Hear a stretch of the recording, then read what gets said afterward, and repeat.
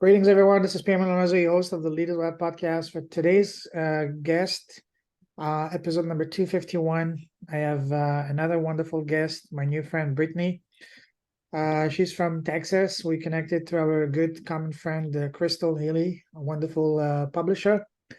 We had a chat last week, and it was a funny chat because she had some issue with the camera. The camera was upside down, and finally, first time I actually could see her, so that was good. So yeah, so she just was part of a multi-authored book with Krystal, and which is going to go out in August. I'm excited. I'm looking forward to that, and that's her first one. So congratulations in advance for that, for becoming a fellow #1 international best-selling author. I know the feeling. You will love it too. So, and then a little bit about her. She works with people with depression, with negative self-talk, and that are needing that outside validation. She does energy work, but most incredibly, and this is I just told her just before going live. That's why I love my podcast. I'm talking to incredible people, and I'm learning all day long about things I thought I knew, but most importantly, learning about things I didn't even know exist. Like, for example, she does energy healing with pets. I didn't even know that existed. She just told me, and then we're gonna definitely talk about that. And if you were to summarize what she does in one sentence, it would be she helps people heal so they can uncover the true self and live the life they want. So we have a lot of awesome stuff to unpack here. So Brittany, welcome to the show. Thank you. Thank you for having me.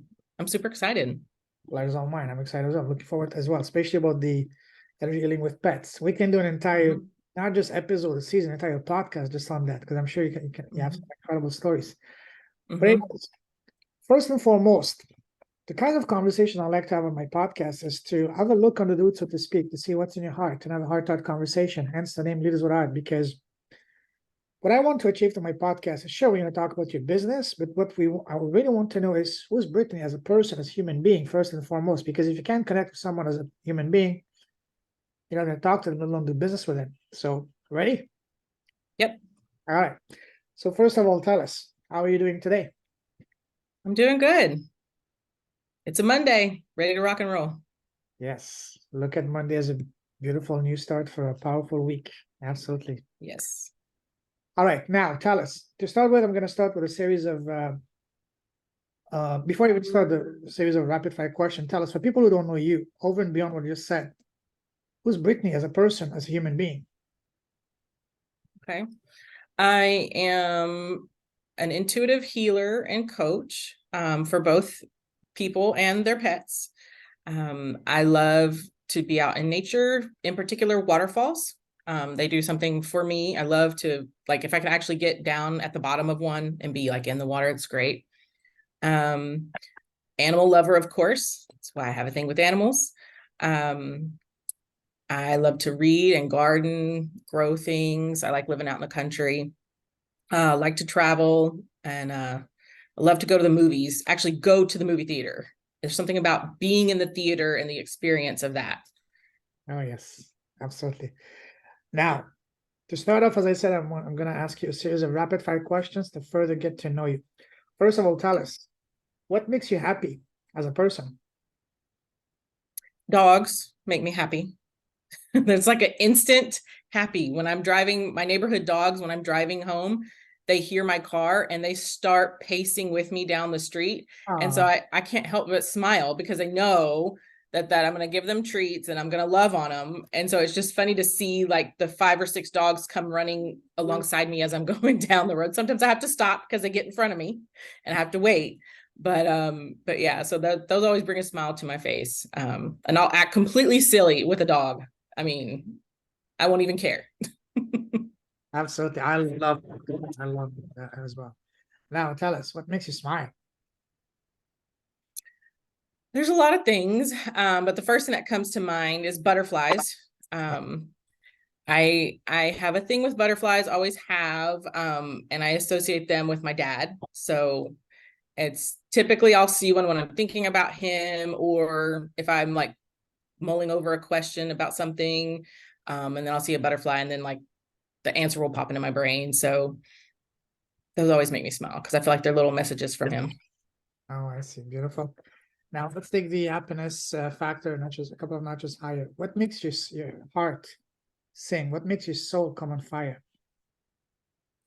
Once I discovered my purpose work, it has to do with when I have a person that, and maybe they don't even see it as a breakthrough, but they're talking to me about what has transpired, and then the light bulb goes off. They're like, oh wait, yes, that is your aha moment.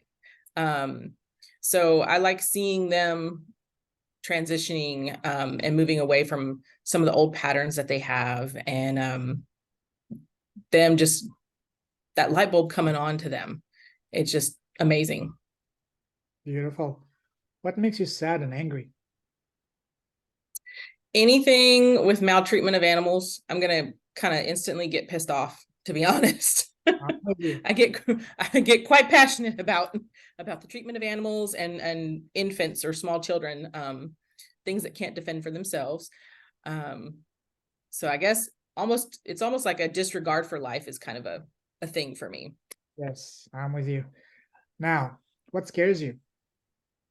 Flying bugs in my hair. Yeah, it makes me want to like go like this, like make sure I don't have one. I live in the country, but I do not do flying bugs because they want to get in my hair, and then I'll hear it buzzing in there and I can't get it out. No, can't do it. Oh, Yes. Oh, yes. What would you say is your number one personal superpower?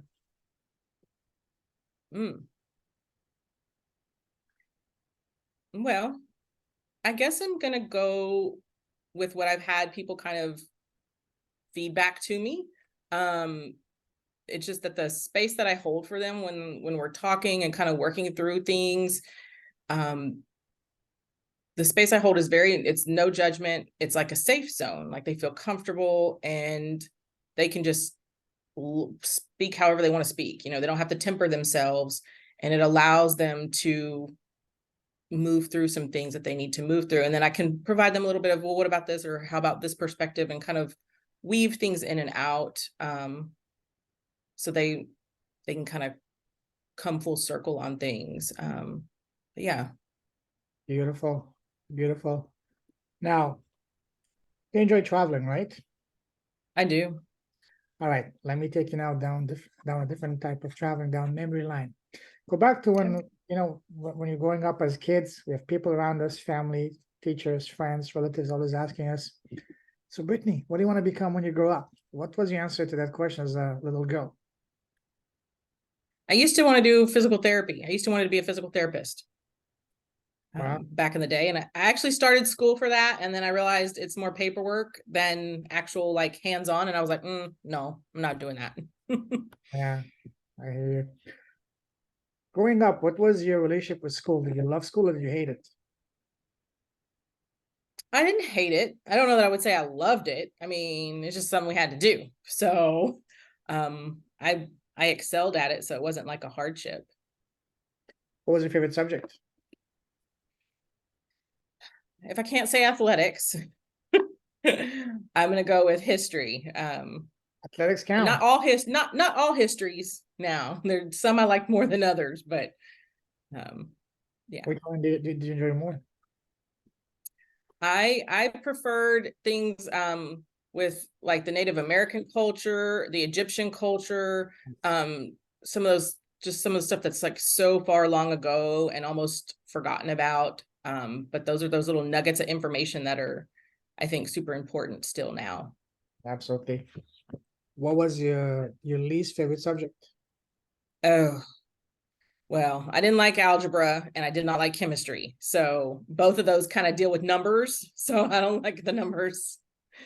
Same here, numbers would put me to sleep for me, So Well, I'm a why person. You can't just tell me you have to do it that way. I want to know why. Yeah, exactly. So with numbers, it's like, well, no, that's just how you have to do it. Well, that doesn't make sense to me. Tell me why. Like, yes. So yeah. Agreed.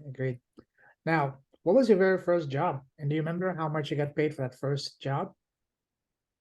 The first like real job I had, I know that was when I worked at a concession stand at a ballpark, like a softball park. Yeah. Hey, oh, it couldn't have been much. It's probably like $5 an hour. Wow. Had to have been. Yeah. Our first job is always fun because you actually get to see what it is like to to be an adult, even if you're not an adult yet, you know. Mm-hmm. With your first money, oh, I want to spend all this, I want to get this, I want to get that. But you don't know where to start first, you know. Yeah. Crazy. Yeah. Imagine that we were in the same class in grade 10, 11. What kind of kid were you back then? Were you the quiet one, the shy one, the nerd one, or you the life of this class, the chatterbox? I definitely was not the chatterbox. I've typically been more introverted. If I was around my little small group of friends, then I would be more, talkative, and would have fun. But just to be in a room full of people, you probably wouldn't even know I was there. So I was the quiet one. I wouldn't say I was a nerd. Well, I was a combo because I was an athlete too, but I did really good grades and I read a lot. So it was like an athlete nerd. I don't know what the combo. I was trying to think how you would combine those two words. I don't know. Athletic nerd. Yeah. What sport did you play? So my primary one was volleyball, followed by softball. Beautiful, beautiful. Yeah. So how long did you keep playing that? Did you try to get a scholarship for it in college, or? No, because I didn't want to live on campus. All the colleges make you live in the dorms, and I was like, oh no, I can't do it. It's Yeah, tiny room and roommate I don't know. yeah. So I was like, nope. Don't blame you. Yes, yes. Now, let's move forward from the time you left school to now. How would you describe your path? Would you say it was pretty much straightforward, smooth sailing once you enter one lane? You were set for life, or was it more like it turns and twists like a roller coaster? It definitely was not straightforward. I feel like I was a winding road around some mountains, and sometimes I might have had some flat tires along the way, and kind of had to change some tires out and Jobs and all that. yep, get going again. So Mm. There's a saying that says, change your story internally to change your life externally. By story, I mean what we tell ourselves in our head. So when you, Brittany, you were at some of your lowest and darkest times on your path, how did you change your story internally to change your reality externally?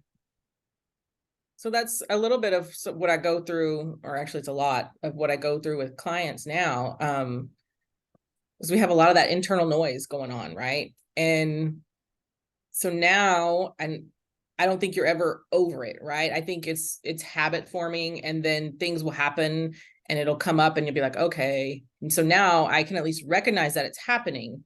And so sometimes I'll recognize it and I'll do like a pattern interrupt to kind of like, okay, let's get off this train. We're not doing it today. And then sometimes that doesn't work because I'm stubborn. So I have to call one of my best girlfriends and we'll talk it through, and she'll be like, well, you're supposed to be doing this, or, and I'm like, yeah, I know. I just didn't, I was like too in it.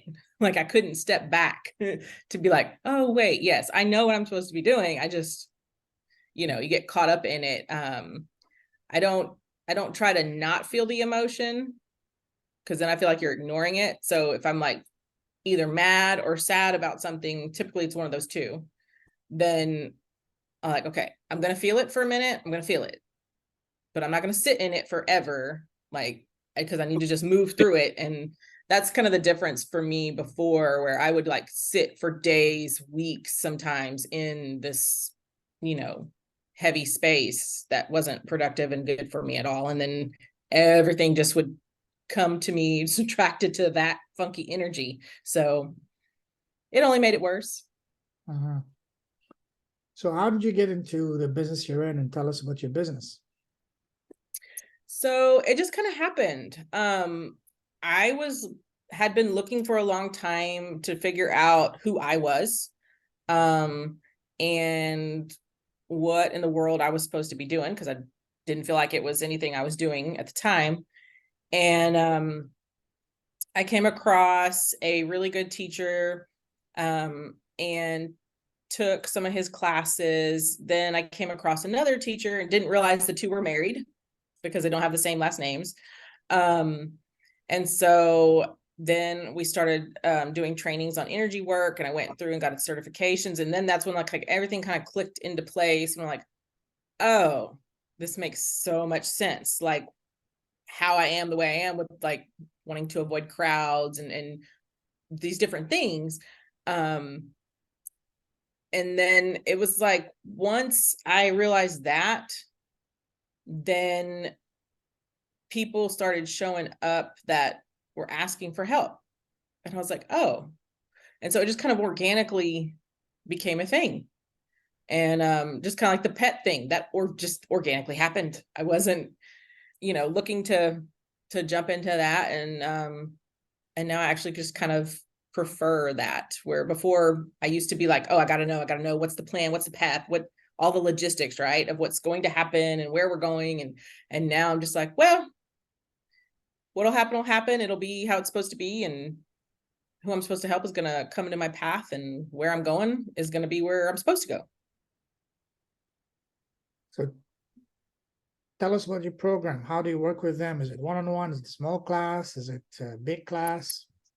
So I do one-on-ones. I am in the middle of, I'd say in the middle of doing like an on-demand self-paced series. That way people can access it if they're not ready. Because I found I was that way.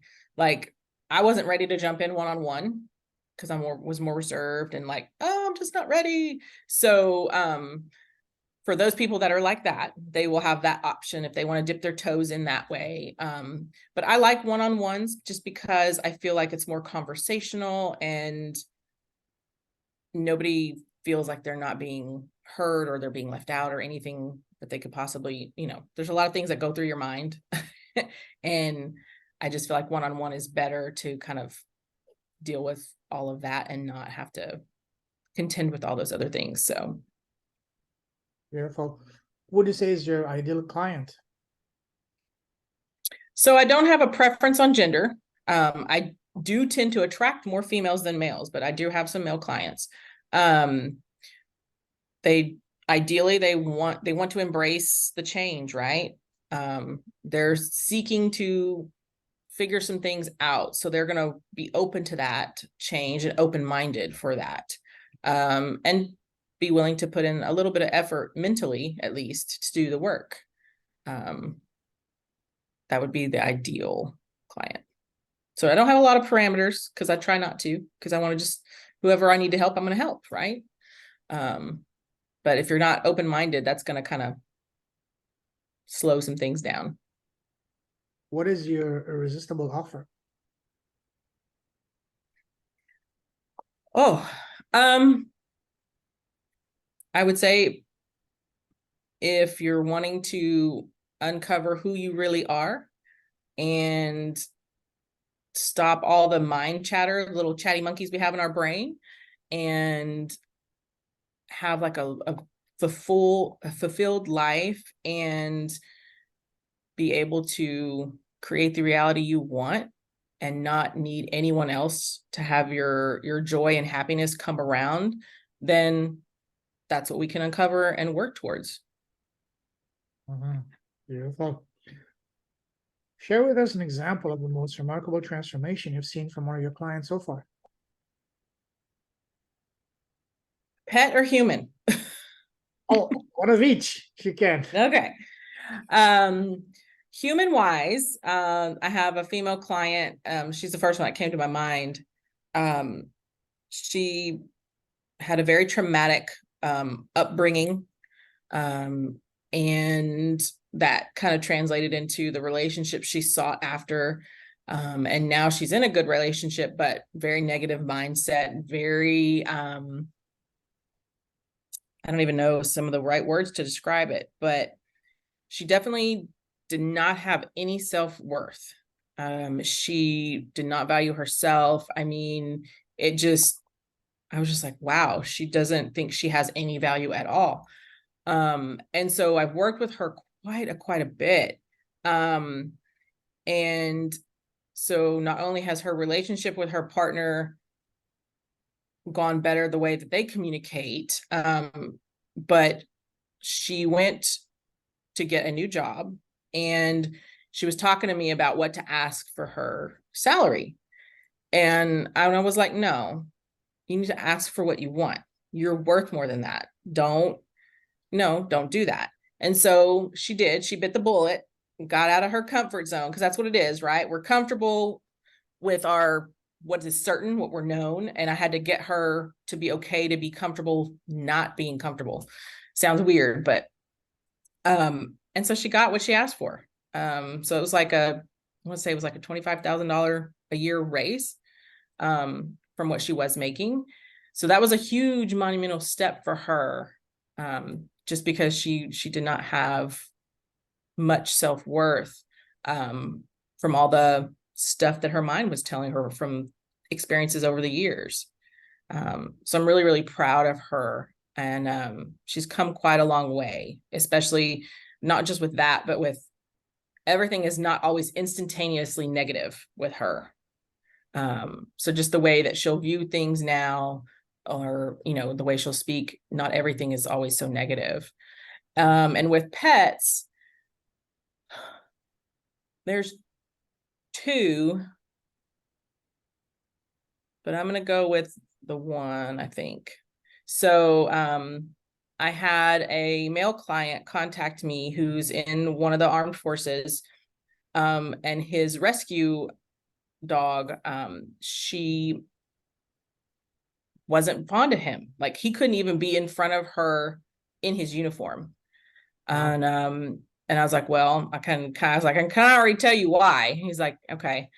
And I was like, yeah, whoever abused her wore a uniform. I couldn't tell you what kind of uniform, but they wore a uniform, and they were male. And that's why she wasn't ugly to him necessarily, but she just didn't really want to have anything to do with him, nothing. And so I was like, okay, well, I'll work on her. And so I do that remotely. I don't have to be there. And so I did I think I did 3 sessions with her, but even after the first session, he was like, and I was like, I'll do it this evening, and I'll message you when I'm done. And so I messaged him, and he's like, I thought you were in there because she was sleeping, but all of a sudden she started like talking in her sleep. You know how dogs will make little sounds and stuff when they sleep, if they're like having a vivid dream or something.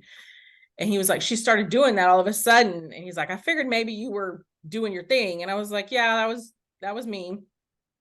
And the next day he was like, oh my gosh, she is like laying on his lap on the couch with him, like snugged up right next to him, like just his best buddy now.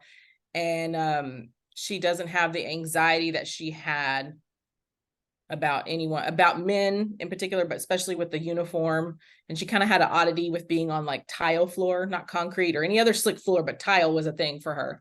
But yeah, so she did a complete 180 and was like all about him now. Once we kind of worked through some of those trauma issues basically for her.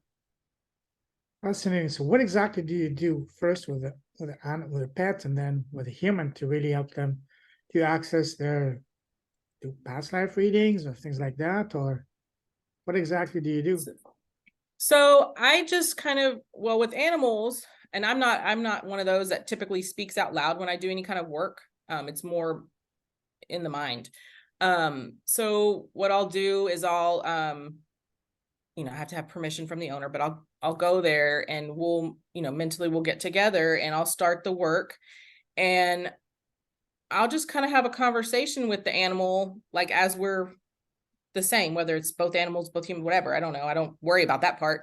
And then I just will intuitively know kind of what's kind of going on, like why are they scared, or like with her, when I came out of it, I was like, and typically when I scan over, whether it's a human or an animal, my hands will get really hot when I'm on an area that has like a bunch of junk in it and needs to kind of be worked on.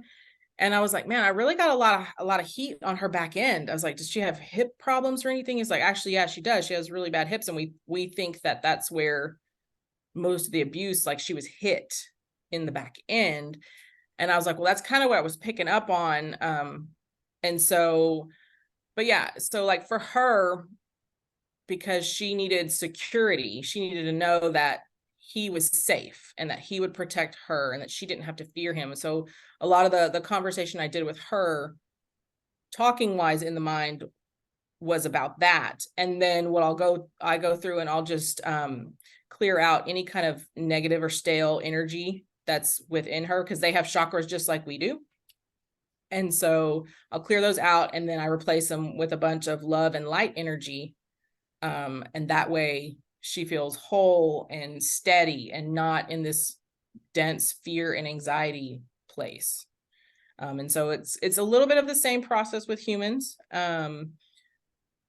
It can be a little bit harder with humans. There's usually a lot more junk. And I am one of those that I will feel it as well.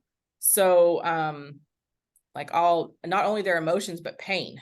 So and it can be people I'm not even working on. It'll be, and I've had it be friends and I've had it be family, but I'll be going through my day, and then all of a sudden I'll start getting really nauseated, or all of a sudden I'll have like a real sharp leg pain, and I'm just like, whoo, oh, this isn't mine. Like, oh no. And it took me forever to realize what's mine and what's not. But yeah, so I feel it emotionally, but I also feel it physically if there's some physical going on. But we work through to remove the blocks with humans, and then once I'm done, we kind of have a feedback session where I ask them, because some people will literally see, like their eyes are closed, but they won't see anything, and they won't feel anything. Most people do, but some don't. So some people will get like an image pop in their mind, or they may see a color, or they may feel cold or hot or tingly. So we kind of go through what they saw. If I happen to have anything, I'm not real big on seeing images. Every now and then something will pop into my head when I'm doing some work, but for the most part, I just feel it with my hands, and I just kind of instinctually know things. So we kind of talk over those things if anything pops up, and then we kind of go through what to expect after that. And I mean, it's kind of like when you go, you know how when you go and get a massage and they work your muscles, right, to release all the toxins? It's an energetic massage basically on your chakras. You're working those. So you have to do the same thing. Lots of water, lots of, self-care after that, because you're basically detoxing. It's just an energy detox. Beautiful. So is it being able to communicate in a way with pets and being able to feel other people's feelings, that's something that you're always able to do? That's something that was awakened later on in life? So the emotional part, I'm not certain on. Feeling pain, I didn't know that's what it was. I can remember the first time I ever remember that happening, I was, I think, in junior high. And I saw it when I was in high school, and I just never, but every time I'd have a really bad headache, my mom would have a headache. And as soon as I had the full blown effect of it, then hers would lessen. And, so I never put two and two together. And then for a while I did massage therapy, and there were some clients that when I would work on them, man, I would come out with the headache that they had, or I would be like super nauseated, and I never knew I was actually taking that on. So that part I think's always been there. And it, now I know that it's there, and, I can either choose to keep it if I just want to suck it up and keep funneling that for someone, or I can cut it off and make it stop. So. Wow. When did you realize that you have actually a special gift? That was when I was in the energy certification program. So a few years back now, I guess. And when I first got there, one of the ladies, I remember, she's like, "Oh, I can tell you right now, you're going to be one of those, like, you are probably going to have to step outside quite a bit." Because of the group, that it was a small group, but she was like, "So just know that," and I didn't know at the time, we hadn't gone over anything like that yet. But it's because I transmute, and I don't even have to do anything.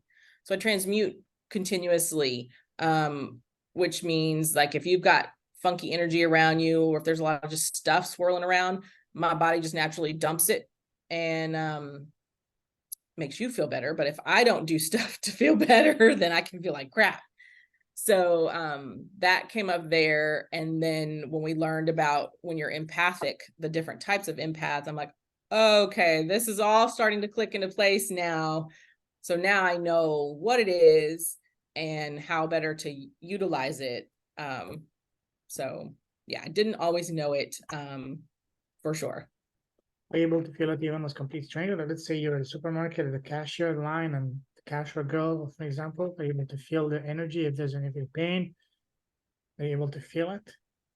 Yeah, I can. I try not to. I try to put some shielding up so that I'm not walking around doing that because it can be overwhelming if I'm not careful. But sometimes it does happen and I'm not expecting it to. I had that happen when I went to Las Vegas. I was there and I was just walking down. I think I went to like CVS or something. I don't know. Went to go get something. And all of a sudden I was just like, ooh, man.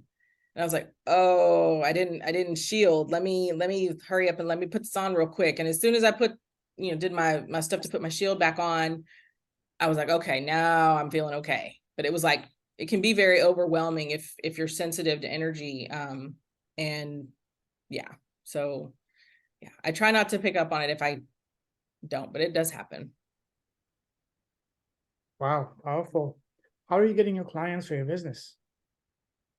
So it's word of mouth, really. I kind of, it's probably not the best philosophy, but I'm kind of like, well, if I'm meant to work with them, then we'll cross paths. So I'm kind of just going with the flow with it right now and just trying to let the organic piece of it kind of bloom. Beautiful. Now, you also tell us about your the chapter you just wrote in the multi-author book with Krystal. What is it about? So I think if I remember correctly, I believe I titled it, I got a couple titles, but basically about getting comfortable with being uncomfortable. Because when we're to accept our whole self, a lot of the times it is highly uncomfortable because we have to deal with all the stuff that whether it was parents or whether it's social media, society, cultures, they make us feel like we have to look a certain way or act a certain way, or we can only do this or we can't do that, all those rules that are shoved in there. And when you go and move away from those to start embracing who you actually are, it can be kind of uncomfortable. So it's about moving through that and getting to your actual whole self and accepting all of you and not just the pieces that someone else has said are okay for you to accept. And that way you can live your fullest life, and then your own gifts can shine once you accept yourself. Beautiful. Now let's move on. My podcast is all about talking about cause, impact, and doing good. What would you say for you, Brittany? What is a cause that is dear to your heart?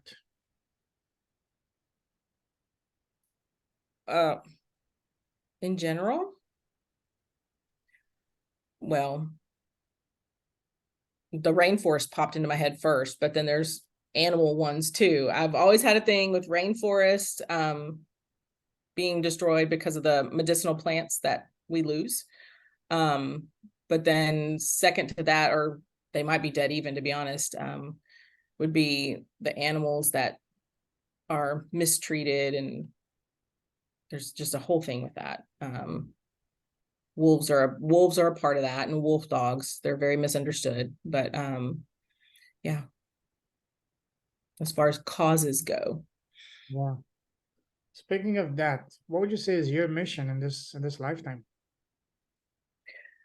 Now, to help people uncover themselves, and in doing that, they're going to realize that they have their own gifts, because we all do. We just, that light gets turned off, sometimes early, sometimes late. But basically their gifts are just sitting there within them. They're wrapped up under the Christmas tree, right? And once they accept their whole selves, and they get to unwrap their gifts and let everybody see them. Yeah, absolutely. Beautiful, powerful. Let's start wrapping things up. And to finish, I'd like to ask a series of rapid fire questions on advices. Ready? Okay. What would you say has been so far the best piece of advice you've received? Get out of my own way. Oh, yes. I can get in my way real quick. What's the number one tip you have for people to get out of their own way? Because that's something that I sometimes struggle myself, and I know pretty much everyone has that problem too. Yeah. I think I think a lot of it is overthinking. Mm, So I think that the two leading things, at least from what I've seen, and I know with myself, it's either overthinking or falling to that default back in the way thinking of I can't do it, or I'm not enough, or I'm not good enough. It's the enoughness, right? The enough monster. So yes. it's either overthinking it or the enoughness monster coming up, and it's like, just stop. Like, just, you're getting in your own way. Just do it. Now we all get it. That dreaded imposter syndrome. Even me, after 250 episodes on my podcast and 2.5 years on my podcast, I still get, hey, am I good enough in Yeah. that? For example, I launched my own book as well, multi-authored book. I invited guests for my podcast. Now I'm working on book number 2, and I still get those. Who am I for people to say yes to me? We still always get it. Yes. And I don't think we're ever really done. I think it's that habit, right?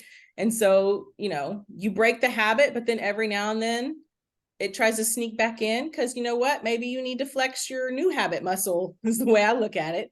I know I'm kind of going through that right now with the on-demand class that I'm putting together. I'm like, ooh, because I'm like, I don't like to be on camera so much. And I'm like, oh, so it's the enoughness has been going in my mind for the last couple of days. And I'm like, I know it and I'm seeing it for what it is. So it's too bad. We're going to do it anyway, because I know that that's BS in my brain. So Yes. yeah. Great. Now, what would you say has been so far the worst piece of advice you've received in your life? That I couldn't do it. I need to do something more normal.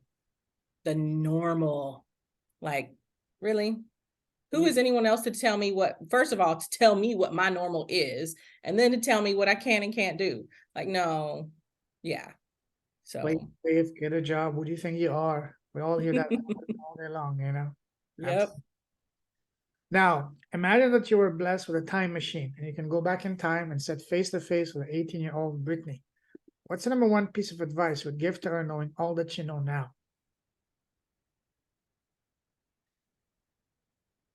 That it's not that serious. Um, everything is not so serious.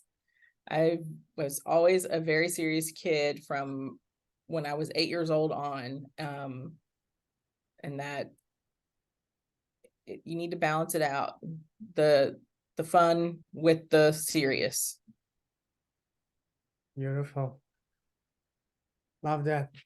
Do you have your own podcast? I don't, not yet. What's the number one reason that you haven't started your podcast yet?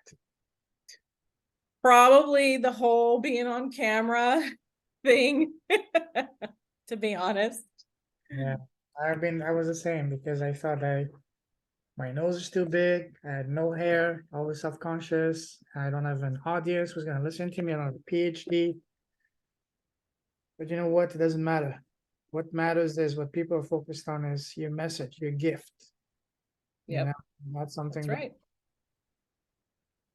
that, right. one of the things I understood as a result of my awakening is that, sure, this life is a school, but we're not here just to learn lessons, become better persons ourselves. If we all did just that would be a good start, but that we would only be using 10% of the full potential of why we're here. The 90% is taking those gifts, those wisdom, those gold, and sharing them with others so that we can all collectively rise. So, and don't let that stop you, because one of the things that I always see from my students is that's holding them back is they say, who am I to share my story? Who's going to listen to me? My story doesn't matter.